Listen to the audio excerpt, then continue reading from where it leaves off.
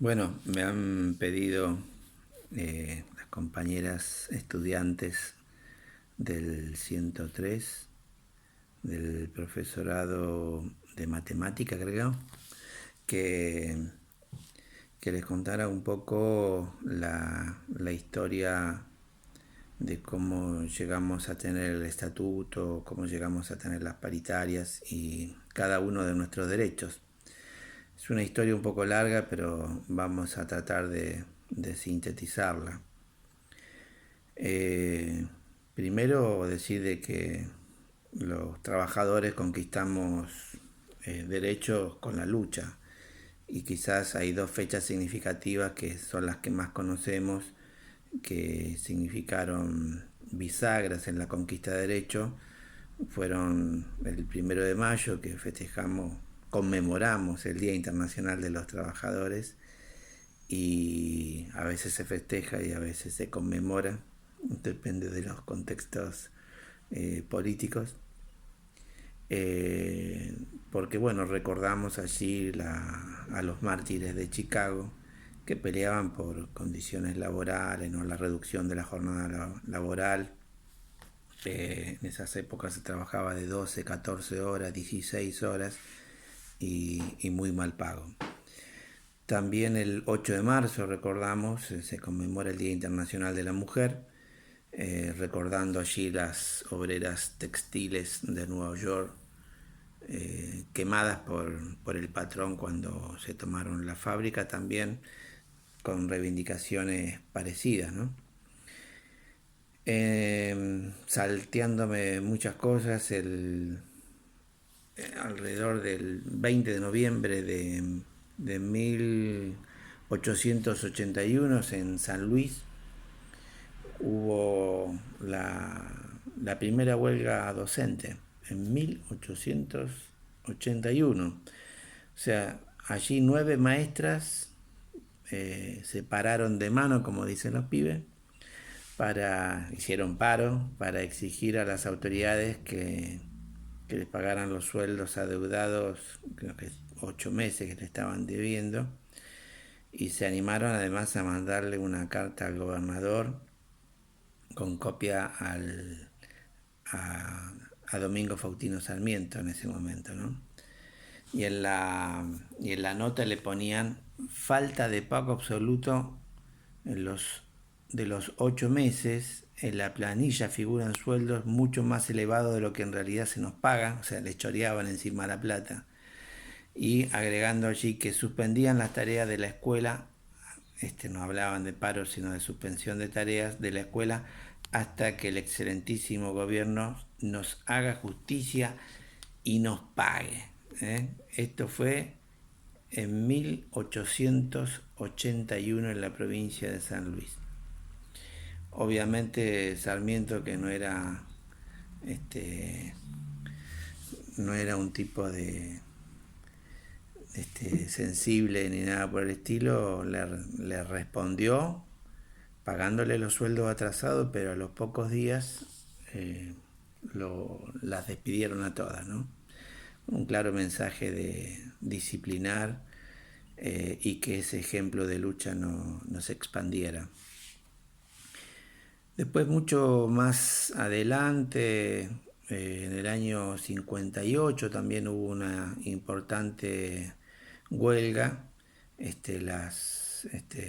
No había sindicatos, sino había asociaciones gremiales con una onda más profesionalista, ¿no? Porque en esas épocas los docentes no se consideraban parte de la clase trabajadora, sino más bien como una cosa intermedia, que más adelante a algunos se les ocurrió llamar clase media, ¿no? Una clase media que no existe.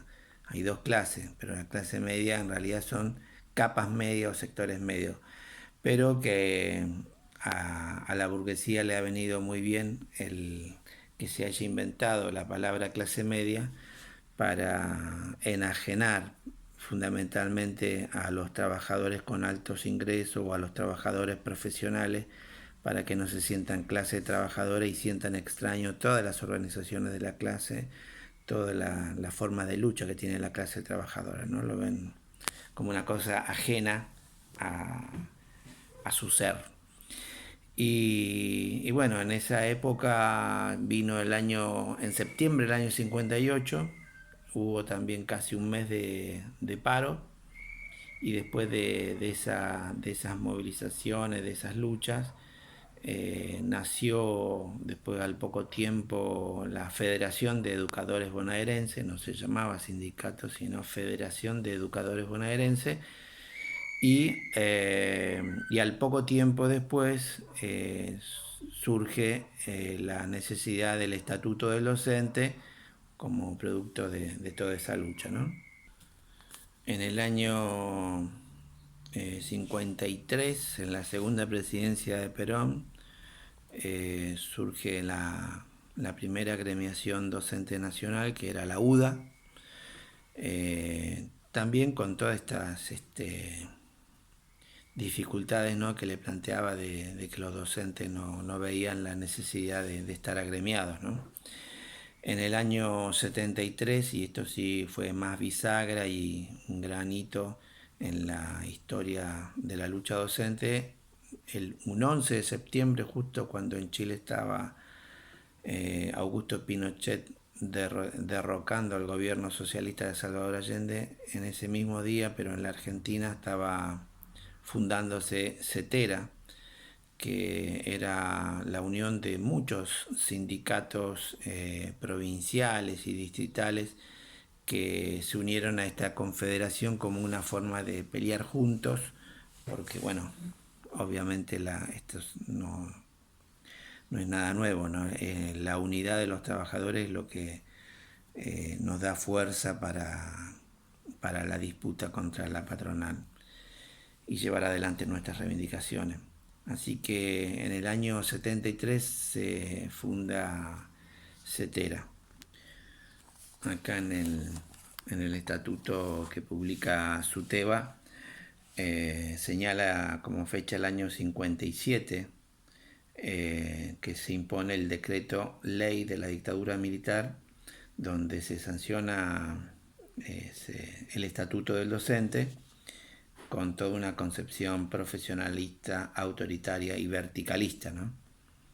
Y en el año 58 se sancionó el Reglamento General de Escuela, donde mezclaba los deberes y no los derechos del docente con directivas para el funcionamiento de las escuelas. Y en el año 76, con la dictadura militar, el 24 de marzo del 76, con los milicos, se deroga el estatuto y suprime todos los derechos de los docentes. Y allí empezaron las resistencias en muchos distritos, bueno, La Matanza, Morón, San Martín, Lomas, hubo obviamente mucha resistencia. Y luego en el año 83, previo todavía estaba la dictadura, se hace un paro a la dictadura con 5.000 docentes en la Plaza Ramos Mejía. Se reclamó por partidas para comedores escolares, unificación salarial y vigencia de los derechos del trabajador de la educación. Y así comienza toda una etapa de reorganización gremial, hasta que, bueno, en el año 87 el gobernador Armendáriz manda a la legislatura un proyecto de ley para un estatuto para la provincia de Buenos Aires, que obviamente SUTEBA se opone porque no fue consultada, ¿no? Siempre nos pensaban y no había ámbito de discusión paritario. Y luego de que se sancionara, se hace un paro y una movilización, donde se demandaba la modificación de muchos artículos, que finalmente se logra, y bueno, y así tenemos el estatuto que tenemos hasta ahora. Ese nuevo estatuto durante mucho tiempo estuvo sin reglamentación, así que casi no se podían aplicar porque no estaba la parte más ejecutiva de interpretación del estatuto, y recién hasta el año 90 estuvo sin reglamentación, ¿no? Y todas las críticas que surgían del estatuto, incluso después de la pelea por la reglamentación, tenían que ver en que los trabajadores no participamos en la elaboración de esa ley. Nos fuimos consultados y solamente, bueno, se modificaron cuando pudimos accionar con paros y movilizaciones. Acá dice también en el recordatorio del estatuto que publica SUTEBA que en el año 88 la CETERA con la comunidad realiza la Marcha Blanca, ¿no? Que también fue todo un hito en la lucha de los docentes, como corolario de un paro de 42 días, ¿no? Además, en esa época ya habían muchos paros en varias provincias, y el corolario fue, bueno, esta impresionante movilización de 100.000 personas que se manifestaron en el Obelisco. Y allí se reclamaba paritaria, o sea, un ámbito donde, donde se discuta de igual a igual con la patronal, y de lo que se acuerde allí, que tenga la fuerza de ley.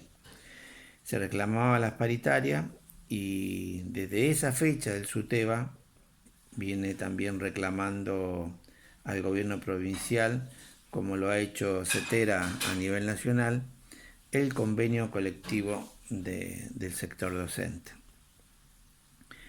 En el año 89, por mandato del gobernador provincial, el director general de escuela firma los acuerdos paritarios con CETERA en el marco del Consejo Federal de Educación, ¿no? Como que poco a poco se iba dando lugar a algunos planteos que hacíamos los docentes de forma organizada a través de nuestro gremio.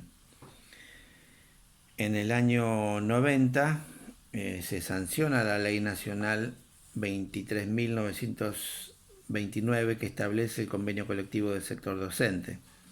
Las provincias deben adherir y convocar a paritaria. La provincia de Buenos Aires no lo hace, y después de 1 año y medio de trabajo en comisión con el Consejo General de Educación se sanciona un decreto que reglamenta el estatuto.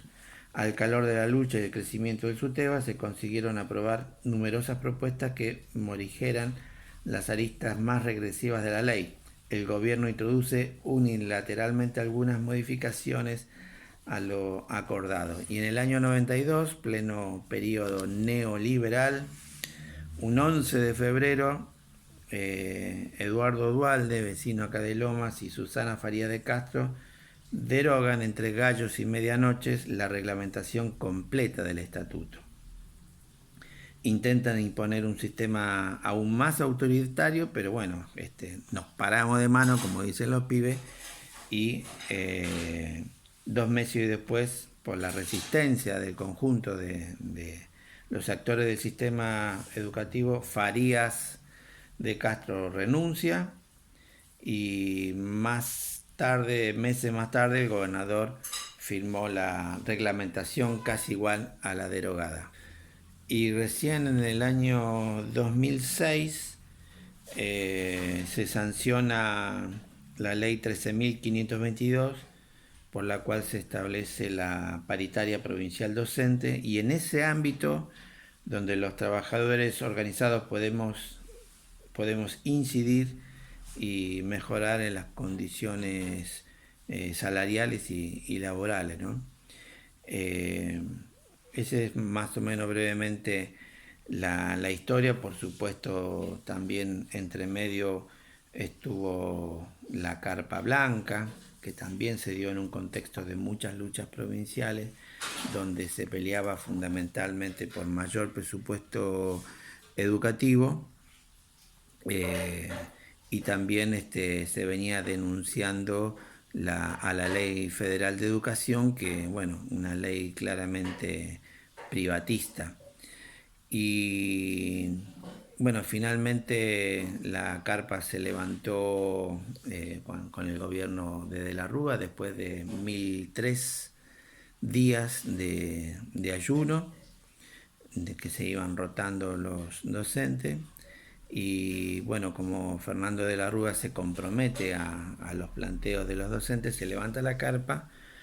eh, pero bueno, después es otra historia, ¿no? Porque este, no hubo, se logró un incentivo docente que permitió, eh, fue, fue como un aumento sustancial para muchas provincias que no podían que no podían bancar sueldos o una política de equiparación de sueldos a nivel nacional. Y el incentivo de alguna manera sirvió para eso, ¿no? Para poner un poco más alta la vara del salario docente. Y bueno, el 2 de abril entonces de 1997 se instaló esa carpa blanca frente al Congreso de la Nación por mejoras salariales, por una ley de financiamiento educativo que terminó siendo un incentivo y la derogación de la Ley Federal de Educación. Eran todas políticas que impuso el menemismo, ¿no? En contra de, de la educación pública. La carpa blanca, bueno, nosotros la discutíamos bastante, ¿no? Eh, porque era una nueva forma de lucha de la clase trabajadora, bueno, y otros veníamos acostumbrados a otras formas de lucha, y bueno, fue bastante discutida.